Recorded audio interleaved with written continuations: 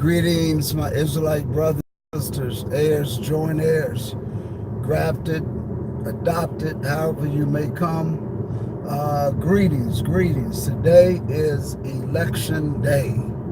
Today is election day. I titled this, Make Your Election Sure. Make your election sure. It is election day. Election day. Make your election sure. So I'm not going to talk about the election that we are thinking about. Last night we had a great Bible study at Bethel, and the elder Blake brought the lesson, and he talked about the kingdom of the Most High that's going to be set up here on earth. And I really enjoyed the lesson that he brought because it talked about the government of the Most High. And you know what's happening today is that people they're voting today because they want a particular government to be in office. They want, whether it's Democratic or Republican process, that's who they want in office, because everybody campaigns as to why they think that they are a better candidate, one over the other. And that's Tia and Quiana. Good morning, you all. I hope all is well. Good morning. So what the government or what the people do, we even yesterday, the elder, before the lesson was being taught, we had a discussion that how in this democratic process, the people elect the leader. So it comes from, as he described, bottom up.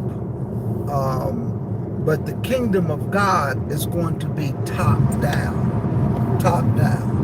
And that's important. How you doing, Tobiah? And the reason why that's important, there's a difference in government structures, okay? Today, the government is of the people, for the people, by the people, because it's a democratic process. People vote whether or not they want increases in taxes. They vote whether or not they want medicinal marijuana. They vote whether or not a variety of things. I mean, you can name a variety of things that people, when you say you're voting in a government that's for the people, of the people, by the people. And there's a vast difference between this government structure that's currently on earth compared to the government the government structure that's going to be in the kingdom of the Most High. There will be no elections. There will be no campaigns. There will be no runoffs. There will be no voting in the kingdom of the Most High. Okay, there won't. We don't have to worry about that. There won't be any of that. You won't see campaign ads. In fact, the campaigning of the Most High has already started. In Zechariah, the 14th chapter, he says there's going to be one God, one law. That's it. There's no changing of the law. There's not going to be every 4 years where somebody says, you know what, I don't think that we should have to come up 3 times a year. And let's vote that out. No, that's not going to happen in the kingdom. He tells us in Zechariah, 3 times shall all appear before the Lord. And whoever don't do so, there is a repercussion for not appearing before the Most High God. I'm just fixing this here. So I think that is important to understand, and I think it's important to know so that people don't feel like what is it going to be when we get into that kingdom? Is this process going to be over? Oh yeah, it's going to be over. This voting and campaigning and campaign smearing, none of that. There won't be any subjection to that at all. It just won't happen. So today, um, when you look at this election and what people are going out to do, and people are going to be voting on various issues and amendments and stuff like that, um, it's going to we don't have to worry about that in the kingdom. You just won't. There are voting rights bills. There are voting suppression laws that people are actually voting on because um, people have been excluded from the right to vote process. And so, but I can't wait. I enjoyed the lesson last night. I really did, because I can't wait for the kingdom of the Most High to be here, because I don't have to vote for a king. He is the true king. You don't have to worry about that no more. You don't have to worry about who's going to be sitting around. He already told the disciples that you all are going to be sitting on these 12 tribes. We already know David is going to be there. The Most High is going to be there. So we already know what is going to be taking place, especially those that are in the first resurrection, because we got into a scripture last night, which was in Isaiah, the 60th chapter.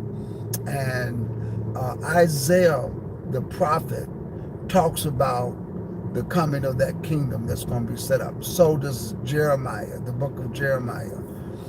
If you read Jeremiah, I would start over in the 30th chapter. Is a good place to start. I like reading the whole book, but if you just want to get more in specifics and start to get into the structure and the government of the Most High, it's a pretty good place to start.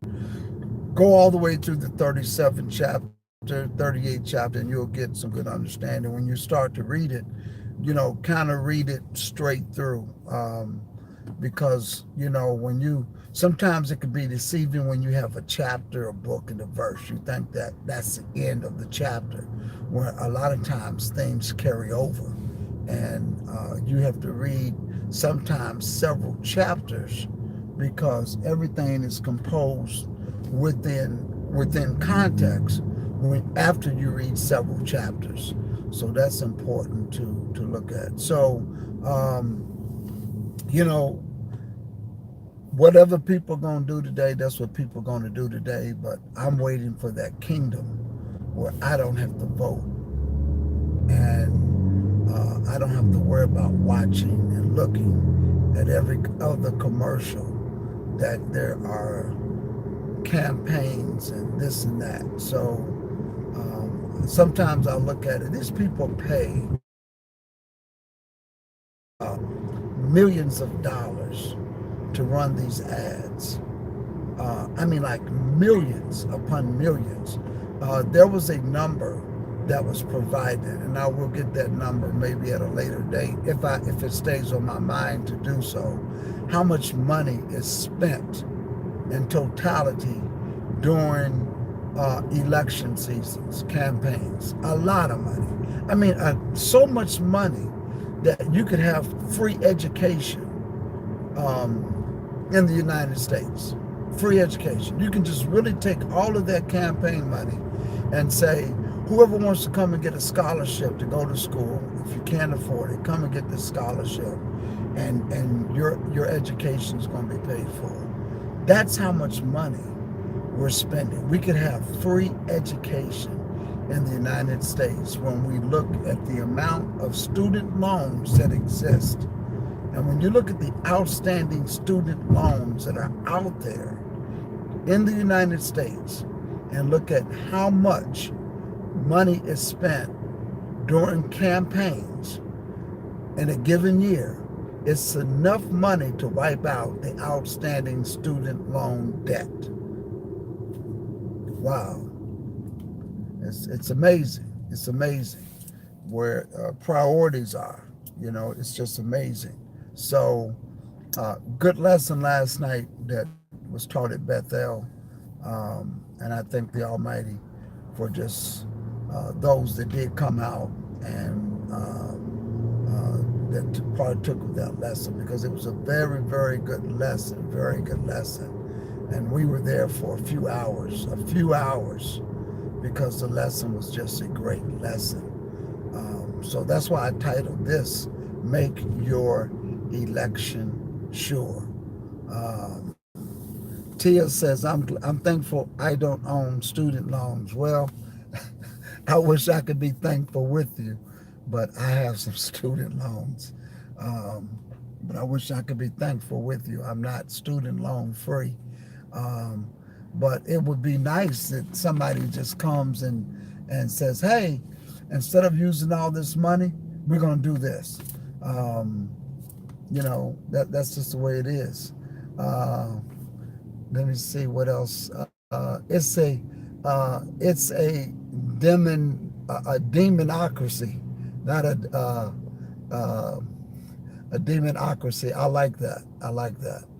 I like that. So that's very interesting. So,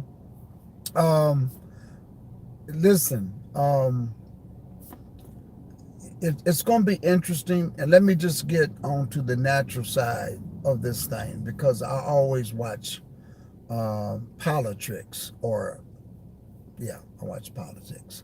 And let me say this, because I see what goes on politically, and it helps me line up things biblically. And you can kind of see how things are starting to evolve into what is inevitable, which is prophecy from the book. And you can see it. You can see the tension in America in 2018, the tension, the racial tension, the racial divide, these subliminal words that are being used. Quiana says politricks. You can see the subliminal words that are being used that are creating, or that is polarizing the American society, and internationally as well. There was one of our subscribers, Ronald Pugh, sent me an email of a video. I watched that video. It was very good. It was a telecast that's in Israel, and they have a field reporter who looks at the various groups that are coming back to their Israel roots. And there was a group that comes 3 times a year, and they're coming, and they were there, and the reporter, there was no mockery made, which I thought was great. There was no any of that stuff done. Now, they were killing a lamb. They were there doing Passover. And if I understand correctly, the news report that was in Tel Aviv was done this year. And what they showed was people coming into their heritage, their biblical heritage. Now, like I said, the group was killing the lamb. I don't teach that, and that's not neither here nor there. There's a lot of people that's going to teach things at different levels and understandings among Hebrews, because Hebrews are not going to agree. We're just not. There's some things some teach and some things others teach. And so when I saw them killing the lamb, I'm going to post a video, and I don't want you to look at that